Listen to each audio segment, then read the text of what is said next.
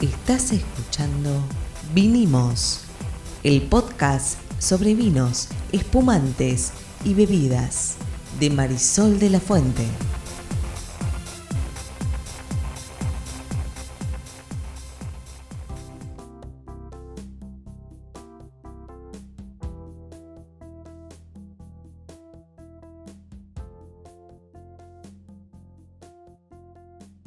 Buenas, mi nombre es Marisol de la Fuente y soy Sol Sommelier. Y yo soy Ariel Torres, soy el que hace las preguntas del que no sabe en este podcast. ¿De qué vamos a hablar hoy? Vamos a hablar de esos típicos mitos sobre vinos blancos. ¿Hay mitos sobre los vinos blancos? Hay mitos sobre todo en la vida en general.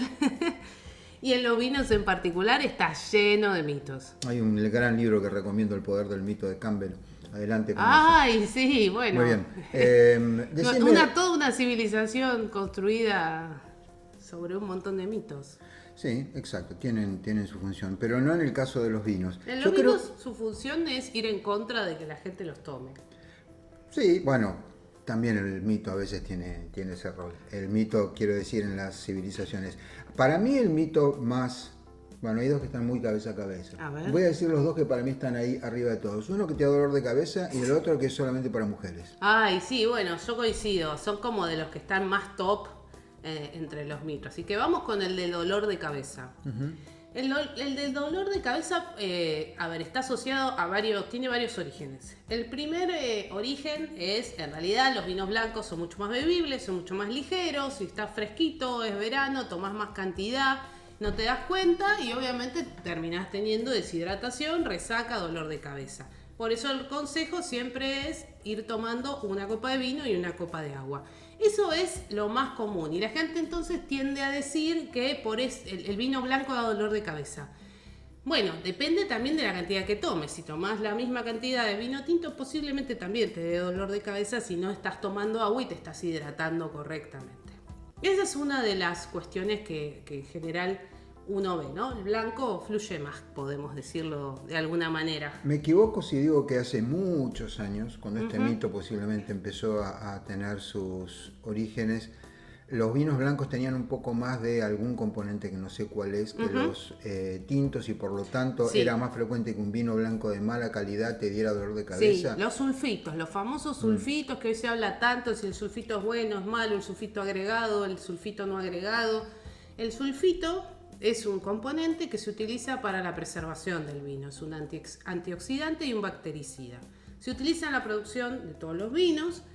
Hoy hay vinos sin sulfitos agregados en su proceso, está ok, es posible hacer vinos sin sulfitos agregados, pero sobre todo en grandes producciones los sulfitos lo que permiten es la conservación y cuidado del vino. Hoy eso está totalmente controlado, pero es verdad, algunas décadas atrás se utilizaba y como los vinos blancos tienden a oxidarse más rápidamente, porque además no tienen taninos que los protejan, se utilizaba una cantidad por ahí un poco más alta de sulfitos. Por algunas décadas estamos diciendo medio siglo atrás. Sí, más o menos. Entonces, ¿qué pasa? El exceso de sulfito puede ser un causante de dolor de cabeza, y de hecho de ahí surge también una tercera posibilidad que es mucho más... es poco habitual, que es que hay gente que es intolerante o tiene alergia a los sulfitos. Pero en ese caso, esa alergia o ese dolor de cabeza que se genera sería igual con cualquier vino. Y sería igual con una cerveza o sería igual con un pan. ¿Por qué? Está bien, me van a decir, bueno, pero no tiene la misma cantidad de sulfitos. No, seguramente... Hay que ver cuánto pan comes. ¿Por qué digo lo del pan o de la cerveza? Los sulfitos son un componente que existe naturalmente que se genera en las fermentaciones. Uh-huh. Entonces, en toda fermentación, cerveza, fermentación, levadura, pan, fermentación, vino, fermentación, hay un sulfito que es propio de la fermentación. Por eso no se dice vino sin sulfito, se dice vino sin sulfito agregado. Lógico. Tiene sulfito el vino, obviamente la cantidad es muchísimo menor que la de un vino de una producción por ahí más masiva, pero no existe el vino sin sulfito. Que esto me ha pasado que me digan, no, yo tomo vino sin sulfito. No existe el vino sin sulfito, porque el proceso químico para retirarle esos sulfitos sería tan complejo y tan costoso que no tendría ningún sentido producir vinos de esas características. Frente entonces a este mito de si el vino blanco da dolor de cabeza, la respuesta es Hoy un vino blanco no tiene ningún motivo para darte dolor de cabeza. O tomaste de más, o podrías llegar a tener algún tipo de alergia, pero solamente es eso. El segundo era... Que el vino blanco es solamente para las el vino blanco mujeres. es solo para las mujeres. No solamente es un mito, sino además es un mito machista. Porque Es re machirulo ¿por qué podría eso. ser? Es una afirmación re machirula. Claro, o sea, está tan impregnado de prejuicio que es un asco como Bueno, idea. pero desarmemos el prejuicio. El prejuicio es que como es un vino, supuestamente es un vino livianito, entonces no es de macho. Eso es falso. El macho toma vino tinto, Bueno, está fuerte, bien. intenso. Sí, yo no sé si eso es un prejuicio como un preconcepto, pero en todo caso no vamos a ir por ahí. Lo que digo es, no todos los vinos son ligeros. No. Y para el caso del vodka es mucho más clarito que el vino blanco. Sí, Así que por ¿vamos a juzgar el eso. vino por el color o lo estamos juzgando realmente porque lo probamos? Porque si lo probamos no todos los vinos blancos son ligeros. Ni siquiera podríamos juzgarlo por la graduación alcohólica porque tiene la misma Y graduación como alcohólica que un vino tinto. Exactamente, además tiene lo mismo. Bueno, ok, Pero es esta idea de que... ser macho es bancarse los taninos. Claro, parece. bancarse los taninos. Y no, gente, el vino blanco no tiene género, digamos. Y hay el otro tema, que lo conecto con otro mito, es que hay muchos estilos. El otro mito es que todos los vinos blancos son juguitos, son para la pileta. No, hay vinos blancos de alta gama, evolucionados, con cuerpo, con estructura, que se da mucho sobre todo en los chardonnay, pero ahora hay unos white blends, unos blends de uvas blancas evolucionados, alta gama, hay vinos íconos de bodegas que son blancos. También hay vinos juguitos, por supuesto, que no son juguitos. Sí, dos Claro, cosas. ¿no? Dos cosas. Primero, en la antigua Roma, la clase alta tomaba vino blanco, la clase baja tomaba vino tinto. Así es. Así que los prejuicios respecto a los colores parece que nos vienen persiguiendo hace mucho tiempo. No, y es cultural y contextual. ¿Por qué esto Sí, que bueno, vos claro, decías? todo es cultural y contextual. Obvio.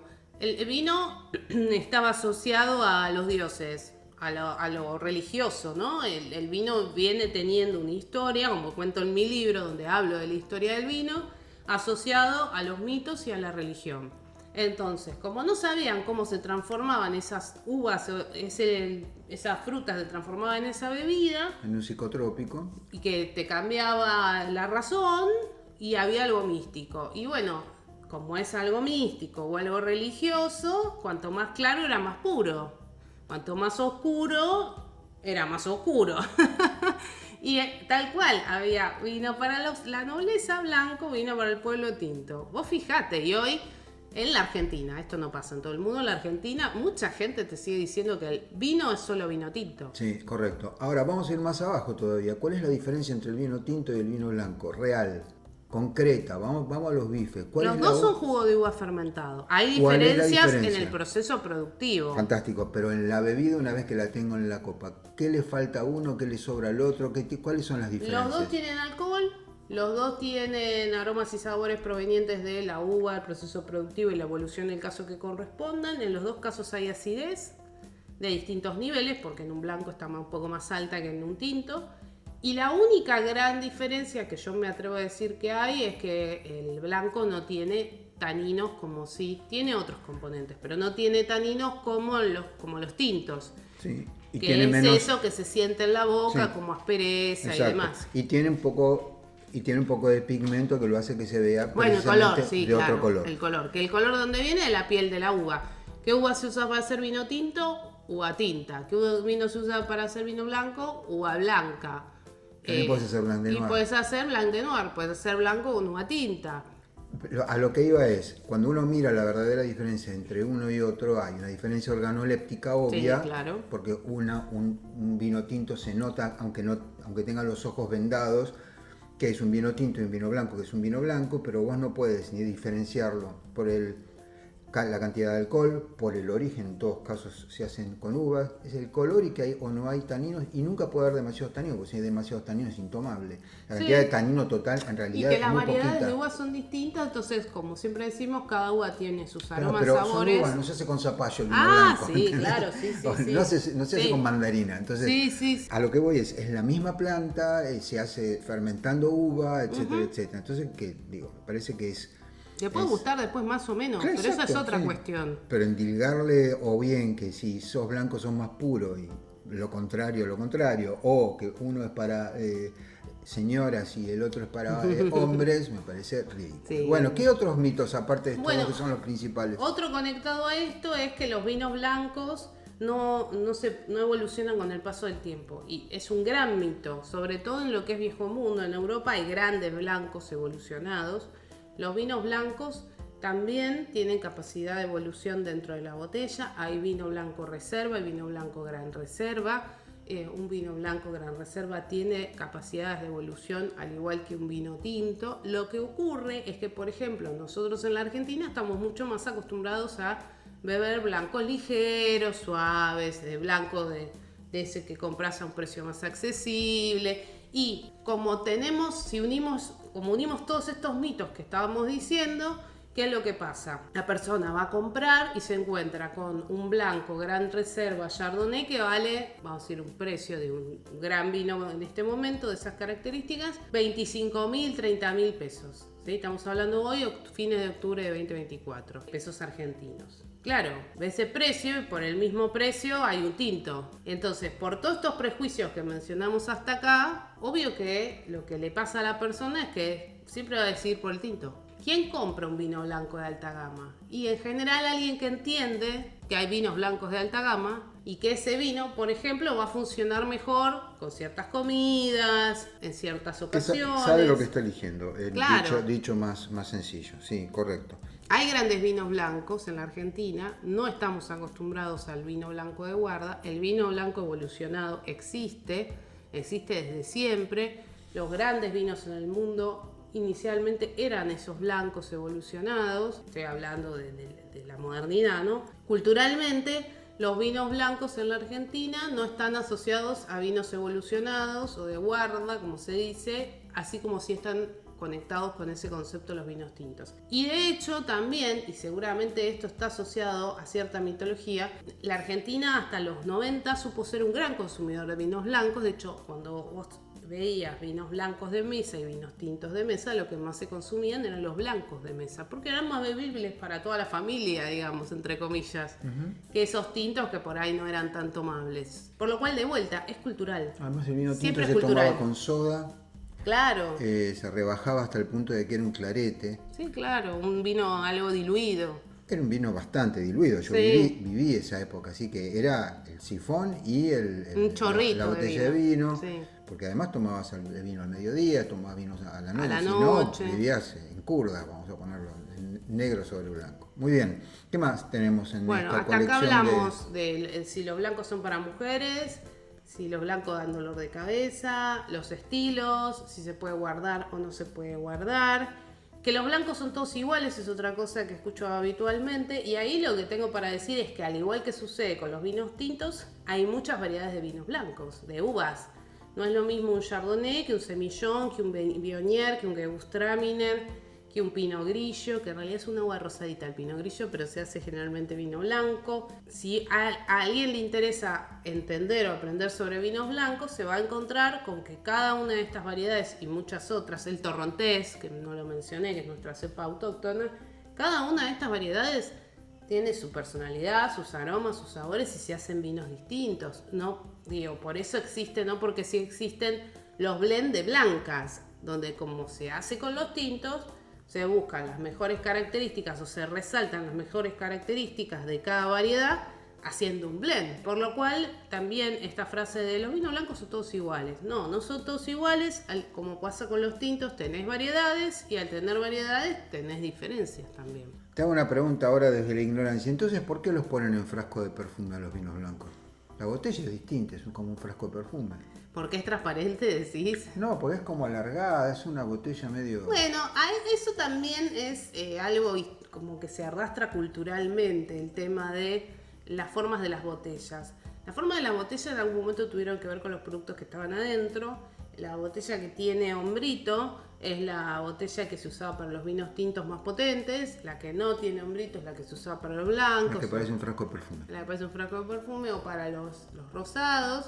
Porque los tintos tenían sedimentos, los blancos no. Hoy es medio una elección. Sí es verdad que si tenés un blanco de muy alta gama, Es raro que la botella, primero que sea transparente. Sí puede ser que tenga formas lindas, hay botellas que son tubulares y otras cuadradas, que se parecen más a perfume.